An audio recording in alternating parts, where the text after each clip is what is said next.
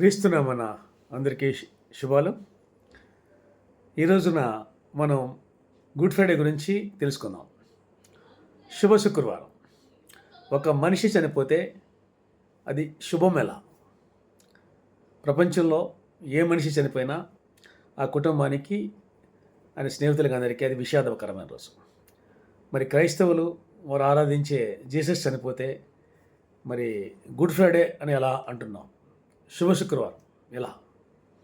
మరి బైబిల్ ప్రకారం మరి దేవుడు సృష్టిని చేసి మరి ఆ సృష్టిని ఏలడానికి మనిషిని తన ప్రతిబింబంతో తన ప్రతినిగా చేయడం జరిగింది. తన ప్రతిబింబం అన్నప్పుడు తన పోలికలతో మనిషికి దైవుని లక్షణాలతో మనిషిని చేయటం జరిగింది. దైవ లక్షణాలంటే ప్రేమ, క్షమ, మరి సహాయం చేయటం. మనుషులు మనకు తెలుసు, ఒక మనుషుల్లో మనం దేవుడు లాంటి వాడు అంటాం కదా. దేవుడు లాంటి వాడు ఉన్నప్పుడు చాలా గొప్ప లక్షణాలు. ఇతరులకి సహాయం చేసే మనిషి, త్యాగం చేసే మనిషి, ప్రేమగా ఉన్న మనిషినే మనం అంటాం.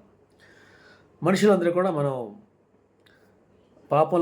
పాపానికి దగ్గరైపోయి, సాతాను ప్రలోభాలకు ఎదురైపోయి, లోక సంబంధమైన అనేక ఆశలతో వాటితో మరి ప్రేమను మర్చిపోయి పాపంలో కూరుకుపోయాం.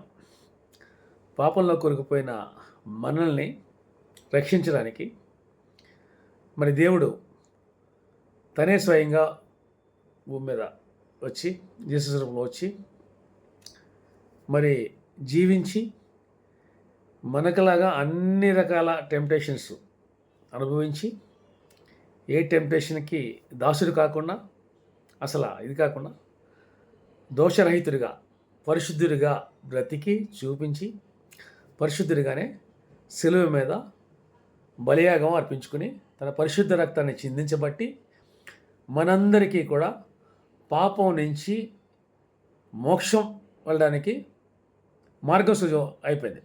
మార్గాన్ని ఆయన వేయడం జరిగింది.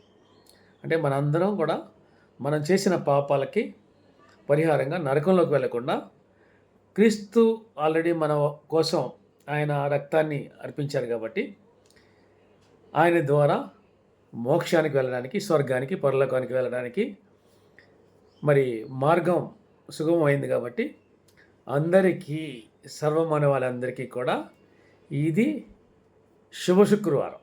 అందుకే పండుగ. ఈ పండుగని మిగిలిన పండుగలా కాకుండా మన కోసం భూమికి దిగి వచ్చి మరి మనందరి తరపున ఆయన మానవుడిగా శిక్ష అనుభవించడమే కాకుండా దేవునికి కూడా కొద్ది నిమిషాలు దూరం అవడం మూలంగా మరి ఆయన్ని స్తుతిస్తూ ఈరోజే కాకుండా క్రైస్తవులు అయితే 40 రోజుల పాటు ఉపవాసాలు చేసి కూడా ప్రార్థిస్తూ గడుపుతారు. అందువలన ఇది ఖచ్చితంగా శుభ శుక్రవారం. ఇక్కడ చాలామందికి ఉన్న అనుమానాలు ఏంటంటే, మరి సర్వసృష్టికర్త ఏమనుకుంటే అది చేయొచ్చు, ఆయన ఇక్కడ భూమి మీదకి దిగి రావాల్సిన అవసరం ఉందా, మానవాళిని రక్షించడానికి ఆయన చేయొచ్చు అని. ఇక్కడ మనం అర్థం చేసుకోవాల్సింది ఏంటంటే, మనిషిని ఒక రోబోట్ లాగా ఆయన తయారు చేయలేదు. మనిషికి ఒక ఫ్రీ విల్ ఇచ్చారు. మనం కొన్ని సినిమాల్లో కూడా మీరు చూస్తుంటారు, కొన్ని సినిమాలు ఫ్రీ విల్ ఇచ్చారు మనిషికి. అంటే మంచి చెడు, అంటే దేవుని మార్గము, ఇటు డెవిల్స్ వే, సాతాను మార్గం అనొచ్చు మనం. సాతాను మార్గం పాపం, అంతా పాపం, అసూయ, మోసం, దోషం, హత్యలు, మానభంగాలు, అంతా పాపం. మనం పాపం అనగానే ఓన్లీ పెద్ద పెద్ద పాపాలే కాదు, చిన్న చిన్నవి. ఒక మనిషికి సహాయం చేసుకెళ్ళే స్టేజ్లో మనం ఉండి కూడా సహాయం చేయకపోయింది కూడా పాపమే. అలాంటి పాపాలు తీసుకుంటే అందరం కూడా పాపాలు చేసాం. మరి జీసస్ ఎక్కడో పుట్టాడు, మన దేశానికి సంబంధం లేని వ్యక్తి, ఆయన్ని మీరు దేవుడు అని చెప్పి మనం కొలవాలా? మరి మన వేదాల్లో అనోభద్ర క్రతువయంతు విశ్వత అంటే జ్ఞానం ఎక్కడదున్నా కూడా మనం స్వీకరించమని చెప్పేసి వేదాలు చెప్పినాయి. మరి ప్రపంచంలో ఉన్న అనేక రకమైన జ్ఞానాలు, అంటే మన మొబైల్ కానివ్వండి, ఎలక్ట్రిసిటీ కానివ్వండి, అసలు అన్నీ మనం ప్రస్తుతం వాడుతున్న ఆల్ టెక్నాలజీస్ అన్నీ కూడా ఎవరో కనిపెట్టినవే.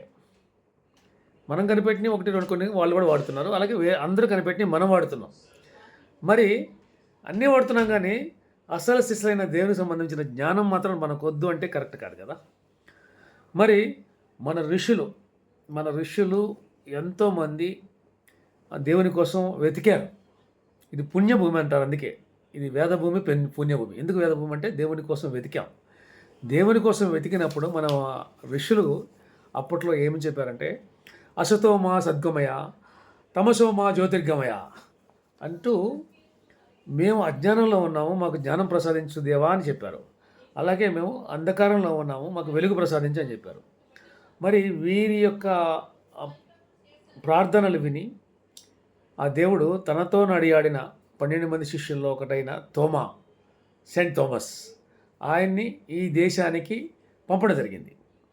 ఆయన 52వ సంవత్సరం అంటే క్రీస్తు శకం 52వ సంవత్సరం. ఇప్పుడు మనం ఎక్కడున్నాం 2026. 52వ సంవత్సరంలోనే ఈ దేశానికి కేరళ రావడం జరిగింది.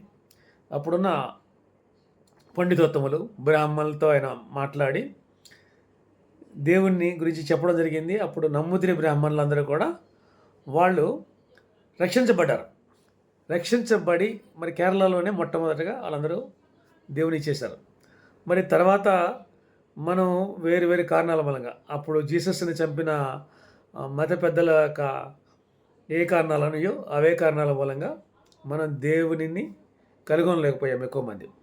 ఆ తర్వాత కూడా ఎంతోమంది క్రిస్టియన్ మిషనరీస్ వచ్చి ఈ లోకల్లో ఉన్న అంటే ఈ భారతదేశంలో ఉన్న అనేక రుగ్మతల్ని రూపుమాపడం జరిగింది. సరే, అది ఒక పక్కన చూసుకుంటే ఇక మన దేశంలో ఉన్న మన నమ్మకాల గురించి కొంచెం ఆలోచిద్దాం. అందులో ఒక నమ్మకం ఏంటంటే దుష్టులు పెరిగినప్పుడు భగవంతుడు ప్రతి యుగంలోనూ పుడతాడు. సంభవామి యుగే. మరి ఒక దుష్టుని చంపడానికి దేవుడు సర్వసృష్టికర్త భూమి మీదకి రావాలా? మనం అది ఆలోచిస్తే మరి ఒసామా బిన్ లాడెన్ చంపడానికి అప్పటి అమెరికా ప్రెసిడెంట్ పాకిస్తాన్ వెళ్ళలేదు.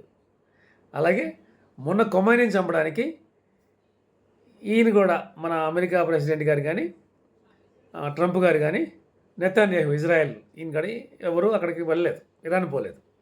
మరి సర్వసృష్టికర్త దుష్టులను చంపాలని రావాలా? లోకాన్ని నాశనం చేయాలంటే ఆయన రావాల్సిన పని లేదు. లోకాన్ని రక్షించాలి, మనల్ని రక్షించాలంటే ఖచ్చితంగా భూమి మీద రావాలి. పరిశుద్ధమైన రక్తం చిందించబడాలి. పరిశుద్ధమైన రక్తం చిందించబడకపోతే ఏమవుతుందంటే మన పాపాలు పరిశుద్ధులు ఎవరు లేరు కాబట్టి ఆయన రావాల్సిన అవసరం ఏర్పడింది. మరి ఇంకొక ఇదేంటంటే మరి మన పుణ్యకార్యాలు చేస్తే మోక్షం సిద్ధిస్తుంది. అంటే మనం చనిపోయేటప్పటికి మన పుణ్యం బ్యాలెన్స్ ఎక్కువ ఉండాలి, పాపం తక్కువ ఉండాలి. ఇది ఎప్పటికైనా సాధ్యం అవుతుందా? ఎప్పటికీ సాధ్యం కాదు. అంటే మనకి ఎన్ని జన్మలు ఎత్తినా మనకు మోక్షం రాదు. అసలు మీరు అందరూ పాపులేనని ఎలా చెప్తారు అని మీరు కొంతమంది అడగచ్చు. మరి అందరూ పాపులే అని చెప్పేసి అన్ని గ్రంథాలు చెప్తున్నాయి. ఇంతకుముందు మనం మాట్లాడినట్టుగా మనం పెద్ద పెద్ద పనులు అంటే హత్యలు, మానభంగాలు అలాంటివే పాపాలు అనుకుంటాం, కానీ మనం రోజువారీ ఎన్నో పాపాలు చేస్తూనే ఉన్నాం. ఆ పాపాలు మనం పాపం అనుకోవచ్చిన సమస్య అది.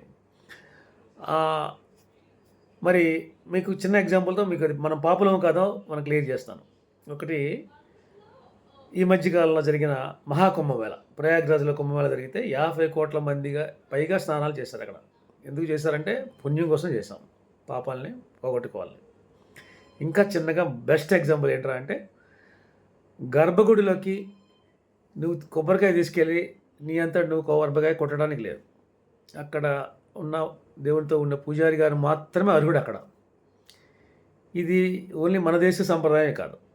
జీసస్ పుట్టిన యూదుల్లో కూడా ఇదే ఉంది.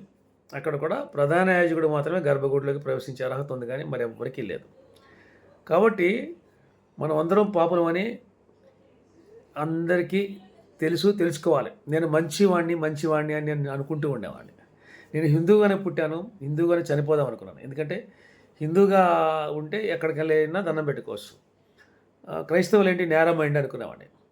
కానీ మరి సృష్టికర్తను వదిలేసి సృష్టిలో భాగమైన మిగిలిన వాటిని పూజించడం తప్పని చెప్పేసి తెలుసుకున్న తర్వాత మరి నాకు దేవుడు అర్థమయ్యాడు.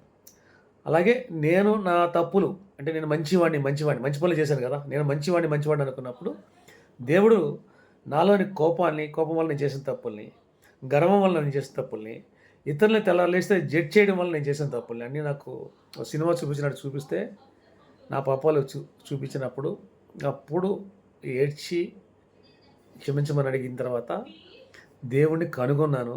అప్పటి నుంచి సంతోషంగా ఉన్నాను. ఆ సంతోషం మీ అందరికీ షేర్ చేసుకుంటూ మరొకసారి మీ అందరికీ శుభ శుక్రవారం.